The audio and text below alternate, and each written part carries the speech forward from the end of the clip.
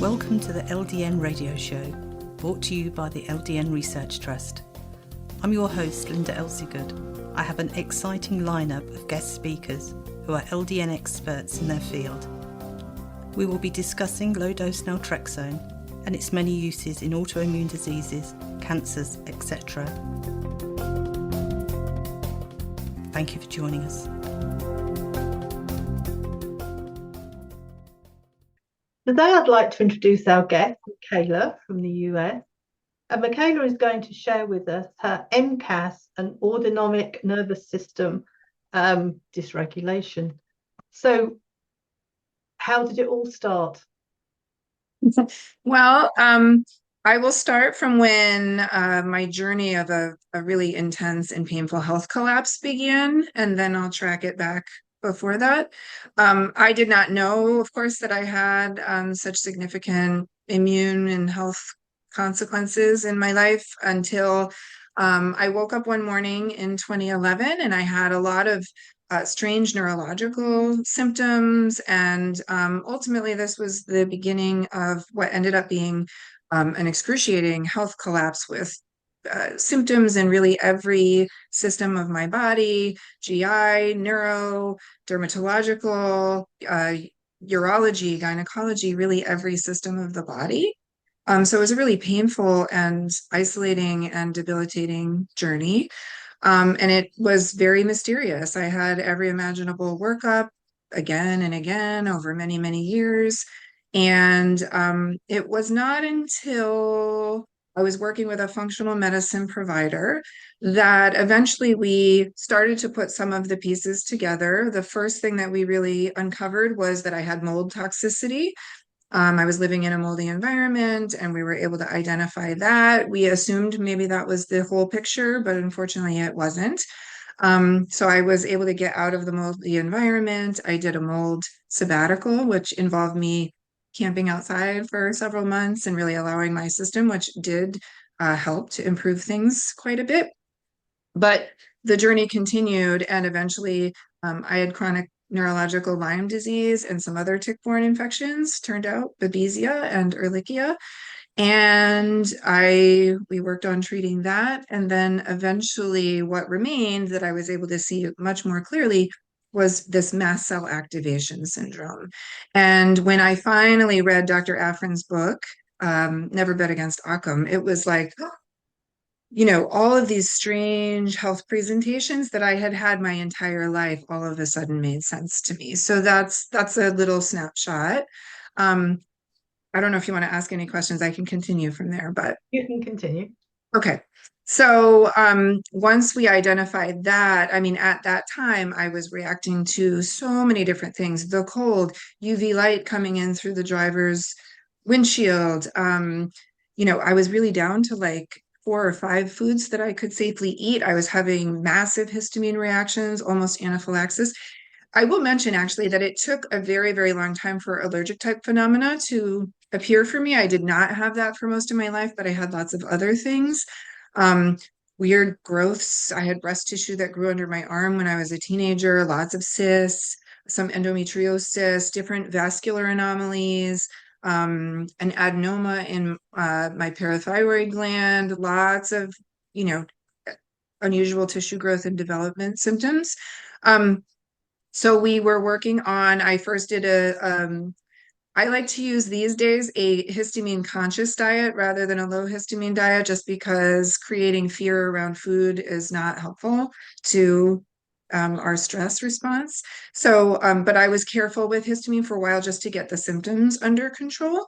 And one of the things that has been the most helpful in terms of regulating and modulating my immune system, in addition to learning how to regulate my autonomic nervous system, was taking low-dose naltrexone. These days, I take virtually no medications at all consistently. The only 2 are low-dose naltrexone. I do 4.5 milligrams nightly, and I do take an antihistamine nightly as well. And that and nervous system regulation work has completely changed. The mast cells are instructed by our autonomic nervous system. So this is part of being able to really get in under the root cause and help to stabilize them using the autonomic nervous system. So, Wow. yeah. So, Do you want me to explain a little more about? yes, please. Okay. So I was very, very sick. We definitely worked towards stabilization. At that time, I was trying a whole assortment of different things, quercetin, all the typical things that people try. I definitely had all sorts of dysautonomia and, all of the things that seem to go along, there's like a trifecta of things that people tend to have with MCAS. But what I started really noticing was it was a trend that I was watching out in all of the support pages with people, and that this theme where I was seeing like autonomic nervous system or vagus nerve symptoms appearing, and I started to make the connection. I read a really fascinating book called The Biology of Belief by Bruce Lipton, who really explains that cells themselves can either be in a health, growth, and restoration state or in protection. They can't do both at the same time. So likewise is with our system, we can't do healthy maintenance, healthy physiologic function, healthy digestion and assimilation, or immune function or detoxification when we're in a state of protection. So for those of us who are in a chronic state of that fight or flight, or more of a dorsal immobilization freeze state, what that necessarily means is that more often than not, our autonomic nervous system is basically turning off our body's capacity to do all of those functions normally and naturally, and reallocating resources, metabolic resources, toward fighting or fleeing, which of course we're usually not doing in response to the kinds of stressors that we have now. So ultimately, it's a prolonged period of that really starts to create some of this. And like I said, the autonomic nervous system instructs the mast cells. So to give an example, when we have a stress response, the hypothalamus releases something called corticotropin releasing factor, and the mast cells have a receptor for that. So that corticotropin releasing factor is the signal that eventually goes to the adrenals to release adrenaline and cortisol, what we feel in a stress response. But before it's even done that, the mast cells have degranulated their probably 1,000+ mediators, hundreds of which are inflammatory. And so this cascade begins that where we call it a threat where I work. We call it a threat perpetuation cycle, where now there's a lot of inflammation in the body, which is, of course, saying there's a threat to the autonomic nervous system. And here we go, where there's symptoms and pain, and the autonomic nervous system is feeling more and more threat, and it just keeps perpetuating the cycle. Wow. How did you find the right team to help you? It took a very, very, very long time, but it just so happened that the family medicine practice that I was a patient, they weren't able to help me for many, many, many years. But they had brought on a functional medicine provider as part of a integrative approach to medicine, and they were a conventional medicine practice, but they brought on a functional medicine provider. And when we had really, my team, ultimately, I'd been hospitalized repeatedly. I had every imaginable test and scan and scope and everything else over many, many, many years. And they just sent me there to see her, to see if she had anything of value for me. And it was my relationship with her. She treated me with the kind of functional medicine approaches that are really common. Nothing worked. In fact, I just continued to get worse and worse. But she was someone who really believed me. What was life-saving about her care at that time is that she believed me, she listened, she was incredibly compassionate, and she staunchly believed that somehow all of this made sense. And that even though she didn't understand it or couldn't explain it and couldn't treat it, that somewhere there was a reason why this was happening that made sense, that I would be able to heal someday. And so we as is true for lots and lots of people who find themselves in these situations, I did a lot of my own research. She was receptive to me, so it was me who brought the idea of mast cell activation, for example, to her. And we worked together to sort out what are the research findings that are valuable here. I read Dr. Afrin. I did a lot of research on that level and also Tanya Dempsey and other respected people in the field. So she worked with me, and then we chipped away at figuring this out. And it was the nervous system regulation. When I landed on that and read Dr. Stephen Porges, he's the person who really explains, he's a researcher, PhD, that has explained polyvagal theory. And then it's since been distilled for people by a person named Deb Dana. She's an LCSW, for application in clinical practice for either clinicians or lay people who are interested in learning. So I read all of that, and that happened to be during the year of the pandemic. So I was all of a sudden getting well using these techniques in ways that nothing else was really working. And so Jessica, she's actually my colleague now and one of my dearest friends, but she was my provider at the time. And what happened was, all of a sudden, I was not being admitted to the hospital. I was not needing doctor's visits. I was not needing prescriptions. I was not needing labs. And it became very obvious that all of a sudden I had not been in 9 or 10 months. And so I was sharing, this is what is working.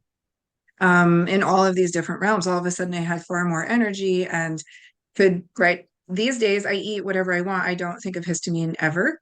I don't have to manage that really in any kind of way. Like I said, I don't take a lot of supplements, just the ones that I mentioned for maintenance. And today we ended up creating a healthcare practice to treat this like population of people that has tried everything and seen every imaginable provider and has not gotten well. And this is often the obstacle that prevents people from getting well, that dysregulation of the autonomic nervous system. So we have interviewed Dr. Afrin and Dr. Tanya Dempsey and Dr. Leonard Weinstock for the MCAS documentary. Now, they are well respected, and they say that there's about 17% of the population that probably has MCAS and don't know. The symptoms might be mild. They might have had them 20, 30 years and have always been told it's imaginary, it's in your mind, that you're vomiting, you've got this diarrhea, you've got headaches.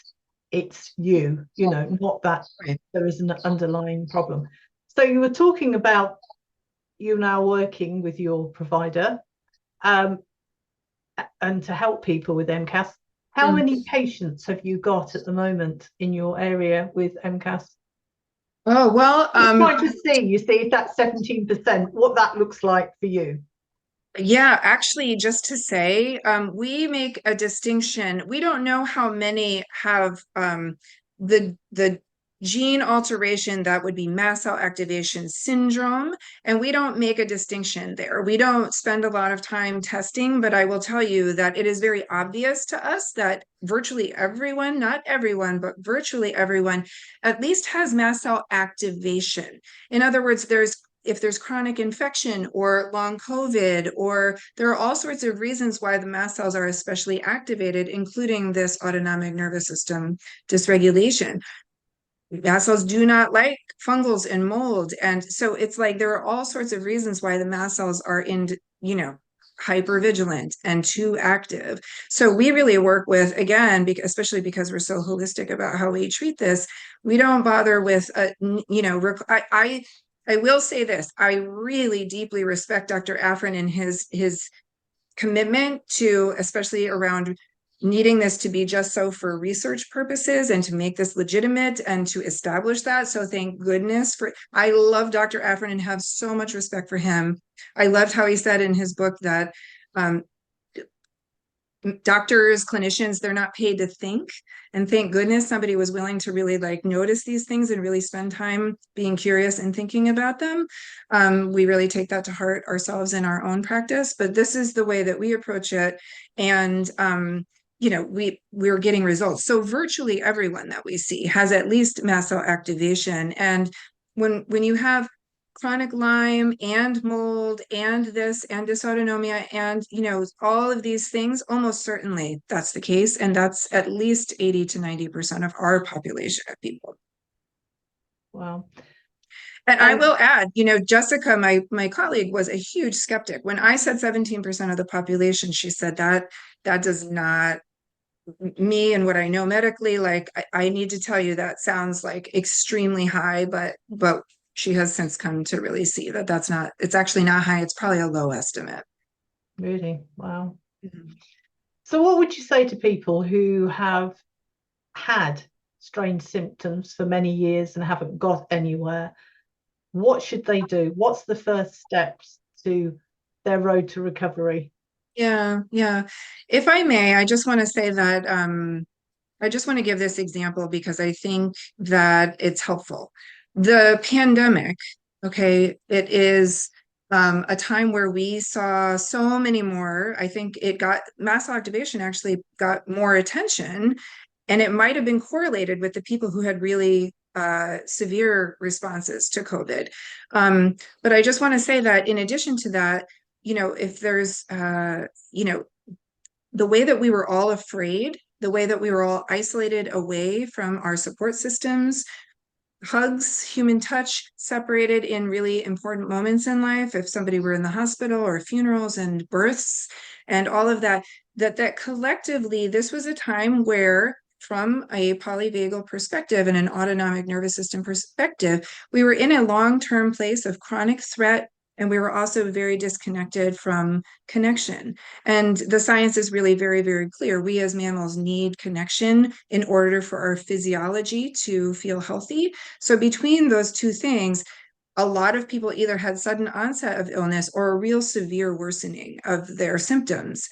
So what I would love to introduce everyone to is polyvagal theory, to search out there's a book, if you're into science, The Pocket Guide to Polyvagal Theory by Stephen Porges is brilliant. And if you would like something that's a little easier to read, anything by Deb Dana, Debdana, she's an LICSW. She's really distilled the theory and brought it into applicable practice. From our perspective, when you have literally tried everything, there's an obstacle, and this is the obstacle, and it's often the underlying root cause that really got everything underway in the first place. So That's amazing. And where is your practice? Where are you? well, we're a virtual practice. We're located in Western Massachusetts. So Jessica's care, since she's licensed, we can work with people in functional medicine, herd care in Massachusetts. We work with people all over the country and all over the world in terms of the autonomic nervous system care. But even just to learn, our practice is Origins Collaborative Care. You can find us on YouTube and learn a little more about our philosophy and the science behind what it is that we're saying. There's lots of videos on there that really explain what it is I'm talking about. So if anyone's interested in taking a peek at that, originscollaborativecare.com or on YouTube. Yeah. Well, thank you very much for talking to us today. My pleasure. Thank you so much.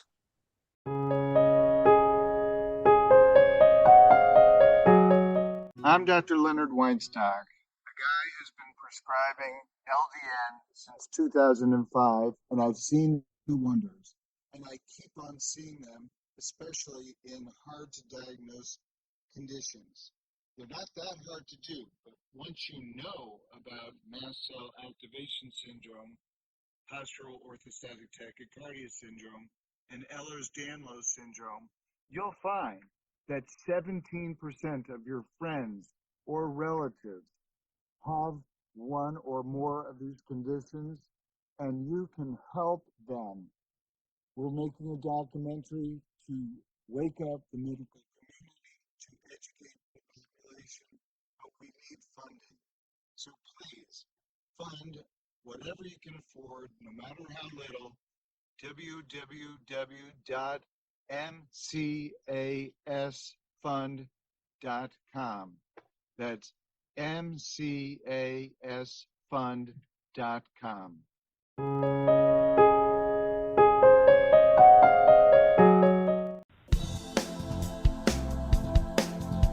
Any questions or comments you may have, please email me, Linda, Linda, at ldnrt.org.